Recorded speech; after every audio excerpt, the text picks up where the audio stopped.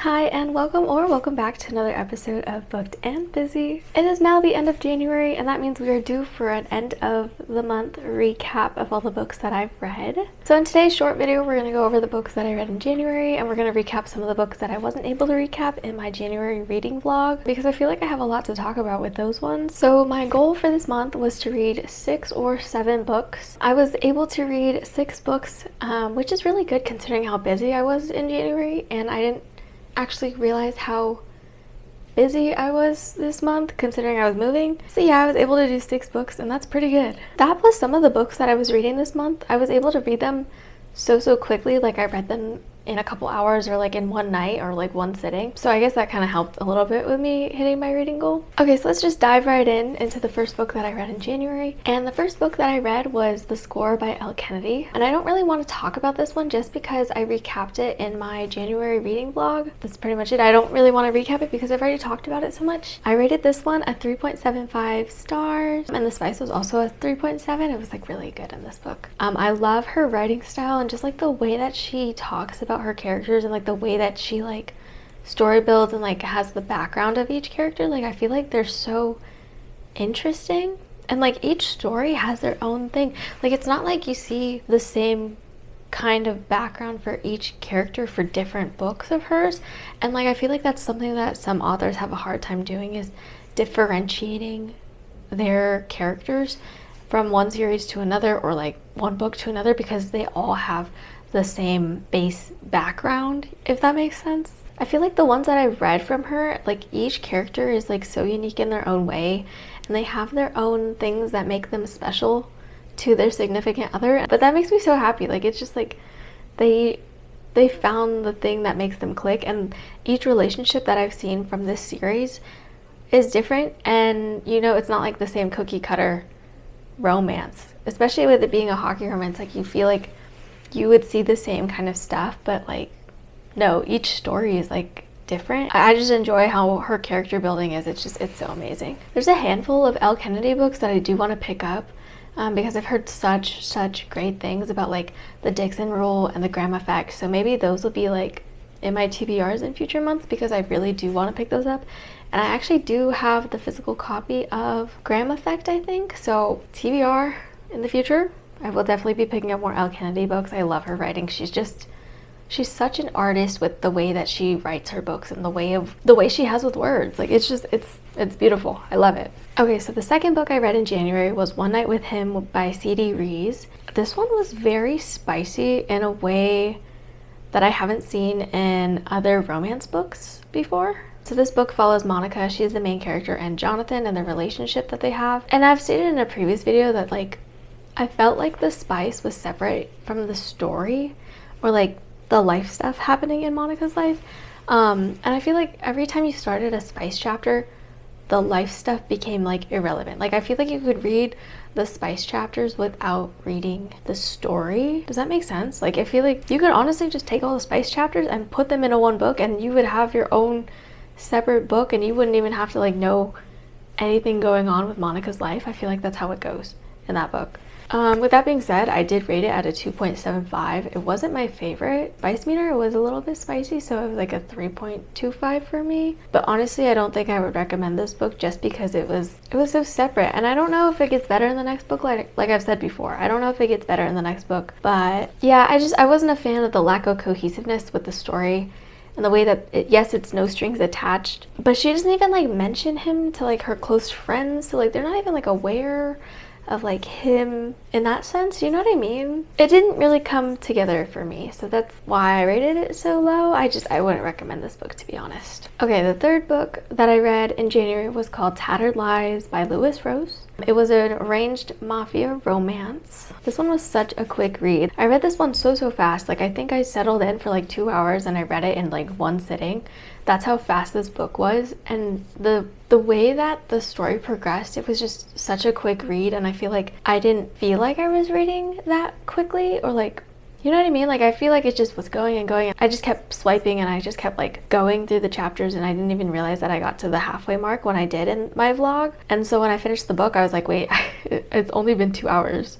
Like I just started this book and now it's over. But yeah, this one pretty much follows the story of Vivian, who is the daughter of a mob boss, and she marries Lucas, who is the son of a rival mob crime family. And it wasn't really like a love marriage, it was more of like a business transaction between the families. Throughout this book, we can kind of tell that Vivian is doing everything for the family and what her father's asking of her, not necessarily doing things of her own like will. Like, she asks him for permission to get a job, and the only reason he says she could take the job is because it'll benefit the family business. And we kind of see that there's tension between Vivian and Lucas's brother because he was told to stay with her while Lucas was out doing a job, and there's like a lot of tension between the two, and it is a very dangerous situation. Like, it is very, very dangerous. Like, these two should not be as close as they are, considering they are big crime families. Like, if shit goes wrong and like, you know what I mean, like if stuff happens, this will not end well for either of the families,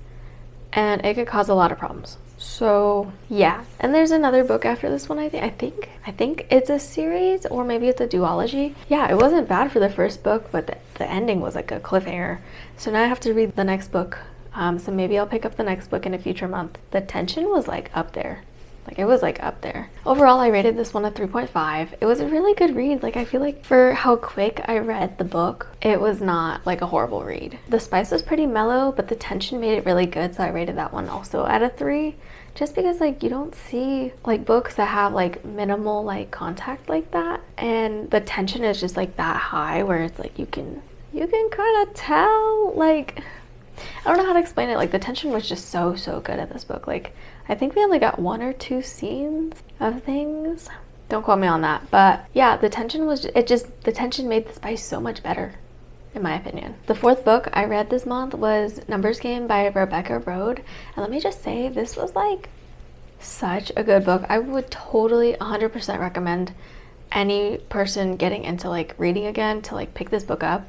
Like, when the reviews said that this book was like Hunger Games and Divergent, I knew I had to immediately like start reading it, because it was so good. There's like no perfect way to describe this book, because it was actually just like a mesh of the two, and it was like exactly what I expected from the book. But like, I don't want to say exactly as what I expected from this book. I expected similar to Hunger Games and Divergent, and that is actually what I got in its own way. This book follows Trina, and she's in this society where you have to be as close to like the model figure of what they want you to be. So you have to look the part, you have to act the part, you don't have like a record, like that kind of thing, like model people. And we see Trina get a bad rating, as I've talked about before, and she wants to get re-rated because she doesn't deserve the rating that she got. And I don't want to spoil anything else, but the events that happen in this book were so Divergent coded. Like, I don't know, but dystopians, they hit different, especially when they're done like this. This one I rated really highly. I rated this one a 4. It was just such a great book to read. It was so, I don't know, it was like, maybe it was refreshing from going from like romance to like dystopian. I mean, like, yes, there's a little bit of romance, but not a lot, because it is a young adult book. The spice was like at a 0.75 because the banter and the argument and like the kind of relationship that Trina had with Vance was like, you have something going on here and you're not saying anything about that, you know? Like, you could tell, like, they like, it was like a love-hate relationship, but it wasn't like in the weird siblings way. It was like in a, I better see you two together in future books, you know what I mean? Like, it was such a good book. I definitely 100% recommend you to pick up this book. It was such a great read. It is a series, but yeah, no opposition to picking up that book anytime I would just want another dystopian read. Okay, so those are the books that were in my January reading vlog.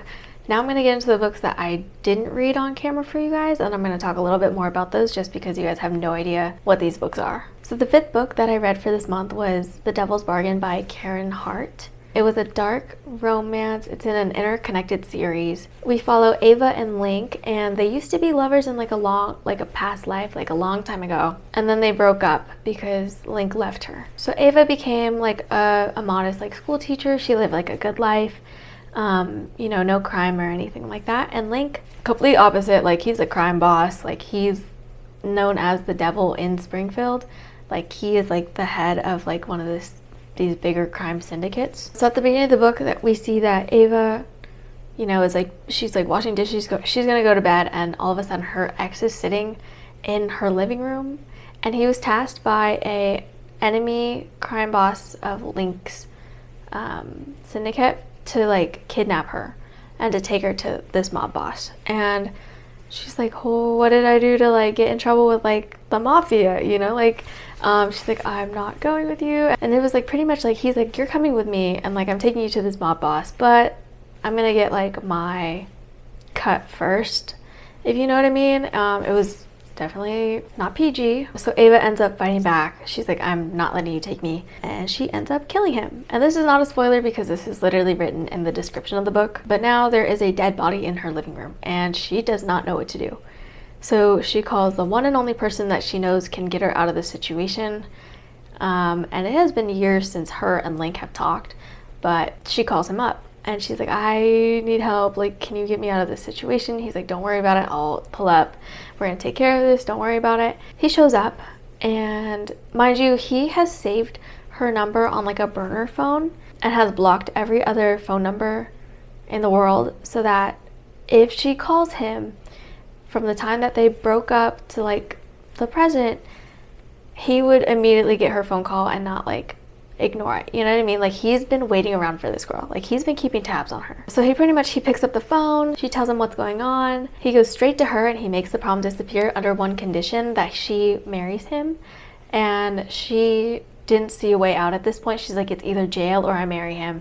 And I wanted to do that all those years ago before, you know, shit started happening. So she does. And it is definitely not anything that she had envisioned for their marriage. Nothing that she had expected, especially because it was so monotone and like the sparks were not flying anymore. Like, you know, like he's like, we're getting married at like the courthouse and that's it. And we're making this official right now. And she's like, you know, she like definitely had talked about like a big wedding and like everything being perfect and everything. And he remembers this.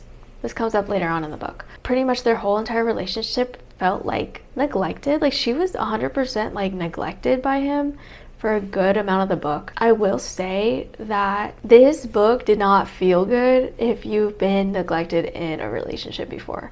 Like I feel like if you have felt the way that she feels in real life and like you've experienced not being appreciated in a relationship, like you will definitely cry over this book, or like you'll take this book to heart, because that is the way that he treated her. Like he would leave her at home and say like, don't leave unless you take like 5 bodyguards with you, you know what I mean? He didn't really treat her like a significant other, kind of just like a thing in his house. And he would like spoil her and stuff, but it like didn't mean much because he wasn't mentally present, if that makes sense. So yeah, for me, like I didn't like how my feelings of this relationship like hit me deeper than I wanted it to. So in all honesty, I rated this book lower than it should be because of my personal feelings and the way that this book made me feel. I wasn't a big fan of how this book made me feel and how she felt about her whole marriage. So I rated this book a 3, not because it's bad, but just because I did not like how it made me feel with the like whole entire partner neglect aspect of it. I know it's not like a huge part of the book, so if that's like what you're worried about with this book, I wouldn't be worried about it. I don't like how it made me feel, so that's why I rated it so low. The spice was there, but I wouldn't say it was a huge part of the book. So I would definitely say it was only at like a 1. It wasn't that intense. Overall, it wasn't a bad book, but it did take a lot to get out of that like mentality that like Ava didn't know how he felt about her for a good amount of the book, and that is like the worst feeling, to be in a relationship with someone and you don't know how they feel about you. You know what I mean? So that's my last like final thoughts on that book. Okay, and finally the last book on my January TBR that I was able to read was My Turn by Madeleine de Rose, which is a dark stalker romance. Heavy emphasis on the dark for this one. The main character is Alana, and we see that she was married to Jake, which is Jace's twin brother. Jake dies in a tragic apartment fire, leaving Alana widowed and alone. But she's super close to Jace and his entire like family, like his parents and stuff. So she never like grew apart from them after Jake's death.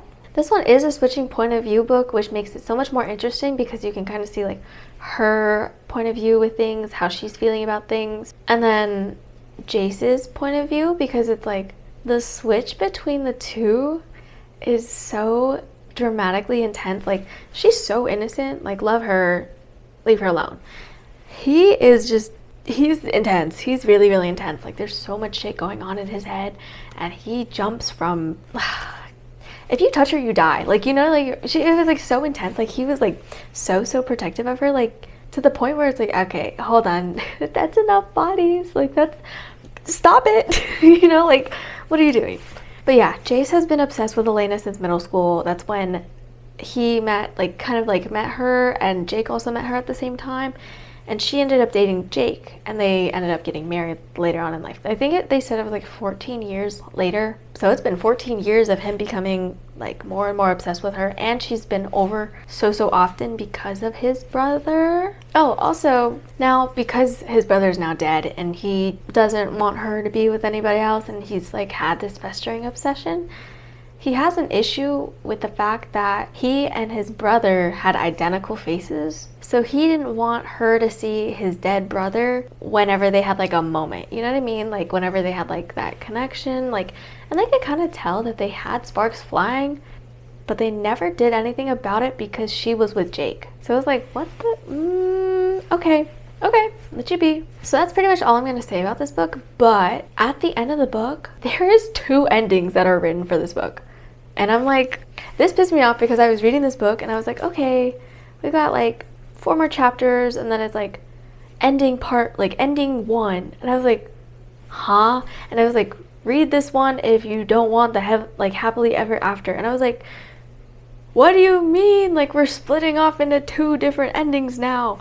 So there's the happily ever after ending, and there's the not happily ever after ending. I read the happily ever after ending. Yeah, I was not happy with that. I was not happy with the fact that there's 2 separate endings and there's 2 separate ways that this book could end. Like, obviously, yes, the way that this is a, as stated, dark stalker romance, you should not be rewarded for that. But I don't know, it just, 2 separate endings?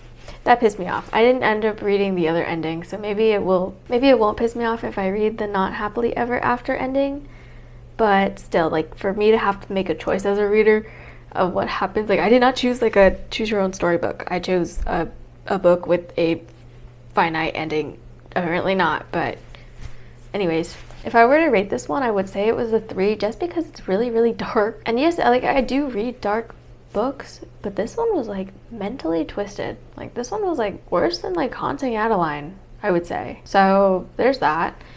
The Spice was definitely up there, so I would rate it with like, I would say it was like a 3.5 for good measure. But yeah, The Spice was like really interesting. That's all I'm gonna say about that.